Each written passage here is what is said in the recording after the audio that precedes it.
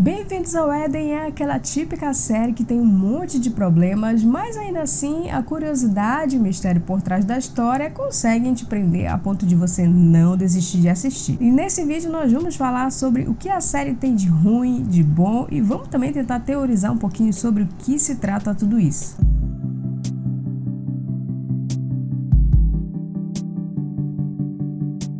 Bom galera, então bem-vindos ao Éden vai contar a história de 5 jovens que são a Zoa, a África, o Charlie, o Ibon e o Aldo. Os 5 têm um histórico em comum que é o fato deles serem bastante infelizes. Eles, junto com 95 outros jovens, recebem um convite misterioso para participar de uma festa para o lançamento de uma bebida. O detalhe é que eles não sabem onde essa festa vai acontecer e eles também não podem convidar ninguém para participar junto com eles e nem falar nada sobre o assunto com ninguém, ou seja, é um convite exclusivo. E o alerta já acende aí, né? Se você é convidado de forma totalmente anônima, você não pode contar para ninguém onde você está indo e tudo acontece às cegas, né? Já é para você suspeitar que alguma coisa de errada não está certa. Mas tudo bem, ainda dá para acreditar que isso poderia acontecer na vida real porque jovem é jovem, né? E muita gente faria isso sem se perguntar se está entrando numa furada ou então nem ligaria para as consequências. Bom, então os 5 vão parar em uma ilha desconhecida, sem poder se comunicar com ninguém de fora, e nessa festa, curiosamente, os 5 são selecionados para experimentar a bebida, enquanto que os outros 95 jovens que estão ali com eles na ilha vão só curtir a festa e vão voltar para casa. Obviamente que isso tudo aí é uma cilada, né? A bebida causa neles aí reações alucinógenas, como uma espécie de droga. Na manhã seguinte da festa, só resta os 5 que foram selecionados. As pessoas que estão ali no comando da ilha, né, que estão aí por trás de toda essa história, que são a Astrid e o Eric, dão para eles ali uma desculpa qualquer com o mar, problemas com o barco, tudo isso para tentar convencer eles a ficarem um pouco mais ali. Uma outra coisa aqui que já deu para perceber é que a intenção real aí, tanto da Astrid quanto do Eric, né, é não deixar que esses 5 voltem. Eles acabam então ficando por ali, né, e é apresentado para eles a comunidade que vive ali naquele lugar, que é uma mistura esotérica, ambientalista, existe todo um discurso sobre o homem destruir a terra, sobre sustentabilidade. A história toda tem uma cara de seita que pretende se aproveitar desses 5 jovens aí de alguma forma.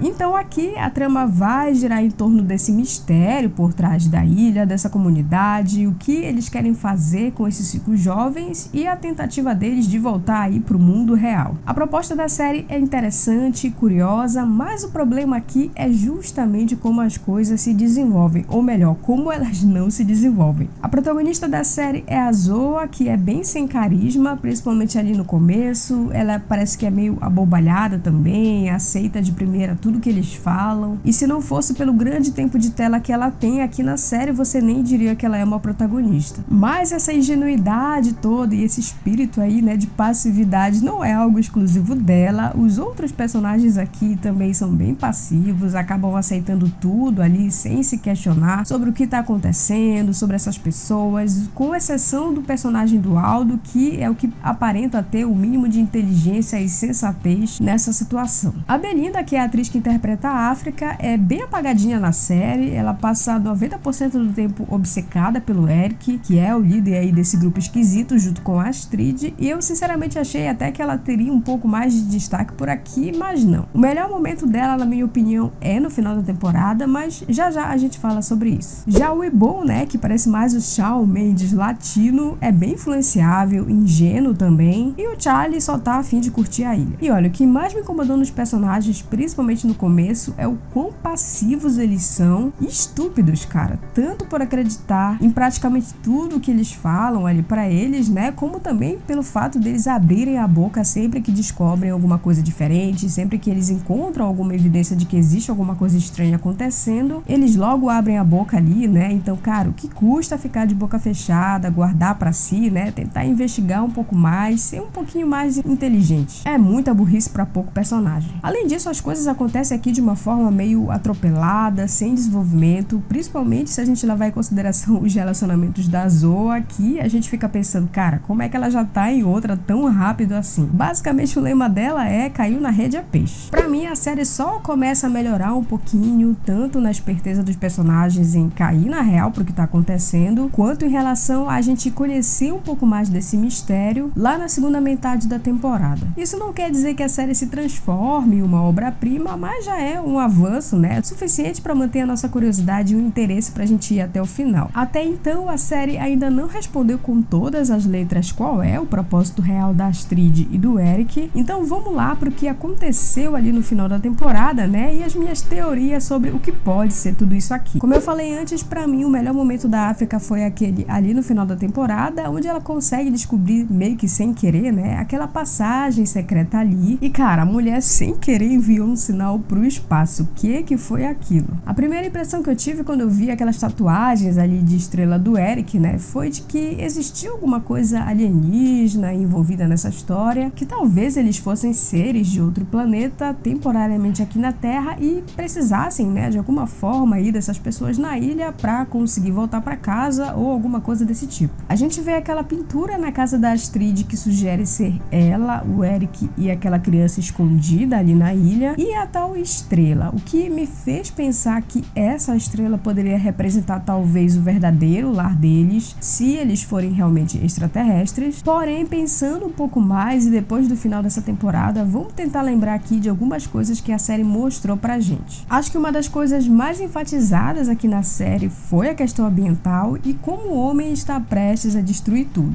O próprio estilo de vida deles ali na ilha também reforça todo esse discurso deles aí ambientalista, e já que eles acreditam tanto que a Terra não vai ser mais sustentável e a família do Eric é rica, talvez o real propósito deles seja juntar um certo número de pessoas e tentar recomeçar fugindo da Terra para o espaço, né? A gente viu ali que a África mandou um sinal para um espaço, então esse sinal vai ser recebido em algum lugar. Nesse caso, a estrela ali na pintura não seria necessariamente um planeta ou o lar de extraterrestres, né? E sim uma estação espacial que poderia abrigar o grupo. E se você, assim como eu, tá ligado, né, já percebeu que isso aqui parece um pouquinho com a história de The 100. E aí eu me pergunto, né, será que é por isso que eles não podem ter filhos? Afinal de contas, se eles forem realmente para uma estação espacial, a gente entende que existe ali uma limitação de espaço, né, e que se aumentasse demais a população ali, provavelmente seria algo insustentável. E se for uma dessas duas coisas, né, se eles forem aí extraterrestres esperando um resgate para o planeta natal, ou se eles estiverem aguardando o momento certo para irem para a estação espacial, talvez a África tenha enviado um sinal para eles serem resgatados. Além disso, a gente ainda tem aquela alegoria ali de céu e inferno naquela pintura que o Shawn Mendes Latino explicou, e se o Éden for essa estação espacial ou um planeta, talvez a Terra seja o inferno, já que ela está prestes aí a entrar em colapso, e esse outro lugar pode ser o tal Éden. Sim, galera, eu sei que tem algumas pontas soltas ainda em relação a essas teorias, né? Não tem nada muito fechadinho, como por exemplo, por que aquele menino se esconde de todo mundo? Como esse garoto conseguiu fazer aquele procedimento ali no Eric, né? Ele é uma criança que tava ali dando uma de cirurgião. Além disso, aquela bebida provavelmente feita com aquela planta azul ali da ilha é só pra drogar os jovens e fazer eles não perceberem que ficaram na ilha, ou existe algo mais aí? São essas dúvidas que a gente ainda tem, né? São peças soltas ainda, que eu espero que tenha uma boa explicação, e se alguma dessas teorias que eu falei fizer sentido, né? Vamos ver como é que isso tudo se encaixa mais pra frente. E por falar em renovação, nós vamos ter segunda temporada, porque a série foi renovada antes mesmo da estreia, então pelo menos a continuação aqui dessa temporada já tá garantida. A Zoa com certeza vai ficar na ilha, já que a irmã dela acabou de chegar, e o Charlie, eu não sei o que é que vai ser da vida dele. Além disso, eu também fiquei aflita com o que pode acontecer com a África. Ela ficou meio que presa ali dentro, né? Eu só espero que a personagem não morra e que ela possa ter um desenvolvimento melhor do que teve nessa primeira temporada, porque ela ficou bem apagadinha. Bom, galera, então meu vídeo sobre a série Bem-vindos ao Éden foi esse. Espero que vocês tenham gostado. Não esquece de se inscrever no canal, ativar as notificações